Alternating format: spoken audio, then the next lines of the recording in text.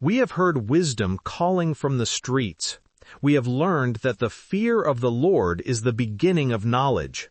We have seen the woman of valor whose works bring her praise at the city gate. Proverbs promised that wisdom leads to life, that virtue brings blessing, that the righteous flourish like a tree planted by water. Now we enter a different room in the house of wisdom. The door opens to Ecclesiastes, and the first words we hear shatter the comfortable framework we have just built. Make no mistake, this book is subversive. Ecclesiastes is not merely a melancholy reflection on life's difficulties. It is a deliberate challenge to the optimism of conventional wisdom. Where Proverbs says, "The righteous flourish," Ecclesiastes asks, "But do they?" Where Proverbs says, "Wisdom leads to life," Ecclesiastes replies, "The wise die just like fools." This is not a failure of faith. It is faith pushed to its limits, tested to see what remains when easy answers collapse. Meaningless, meaningless, utterly meaningless. Everything is meaningless. The Hebrew word is Hevel.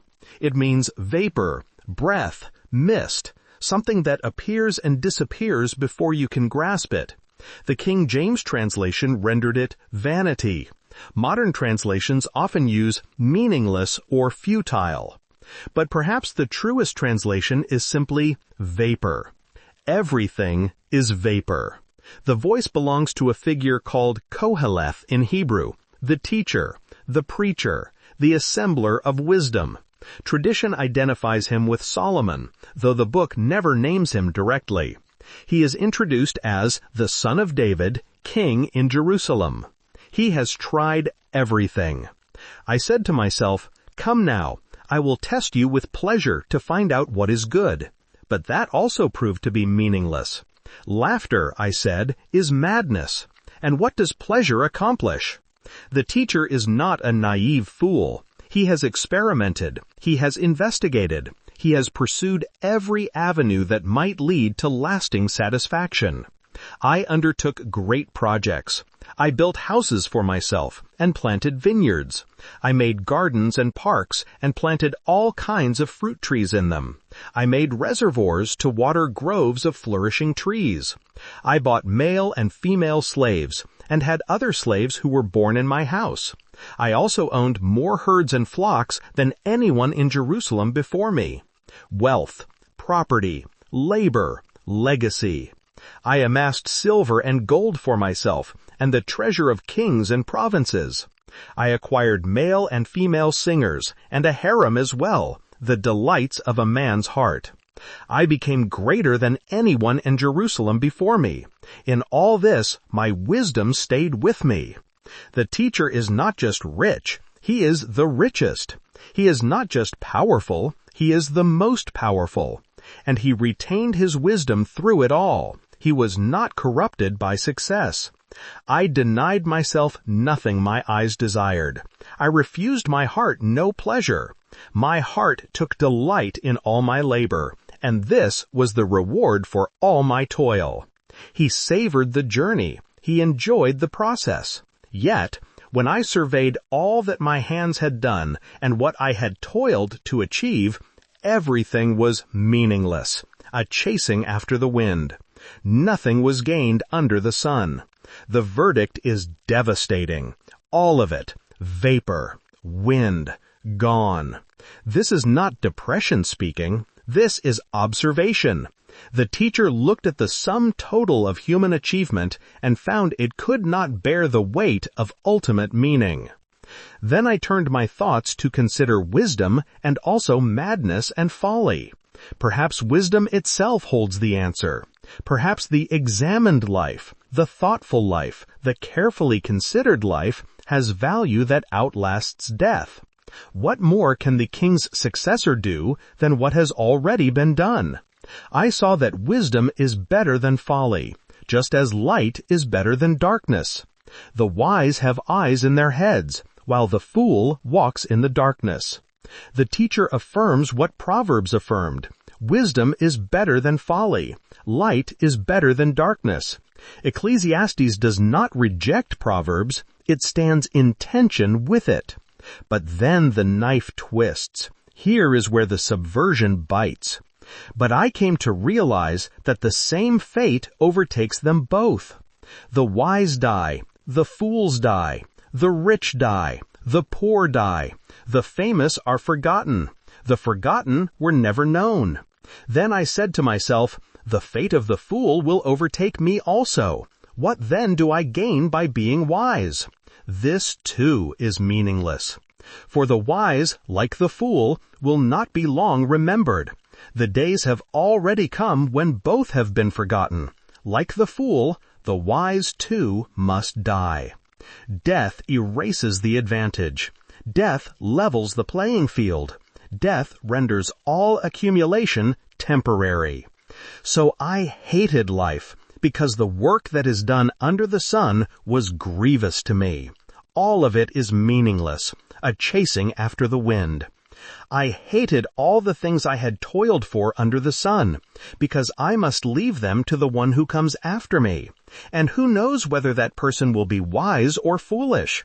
Yet they will have control over all the fruit of my toil into which I have poured my effort and skill under the sun. This too is meaningless. The teacher is not afraid to hate. He hates life. He hates labor. He hates the fact that everything he builds will be inherited by someone who might squander it. This is existential dread, recorded without flinching. So my heart began to despair over all my toilsome labor under the sun. For a person may labor with wisdom, knowledge, and skill, and then they must leave all they own to another who has not toiled for it. This too is meaningless, and a great misfortune. What do people get for all the toil and anxious striving with which they labor under the sun? All their days their work is grief and pain. Even at night their minds do not rest. This too is meaningless. The teacher piles up the observations. Labor is grief. Nights are restless. Even success cannot quiet the anxious heart. What is his answer?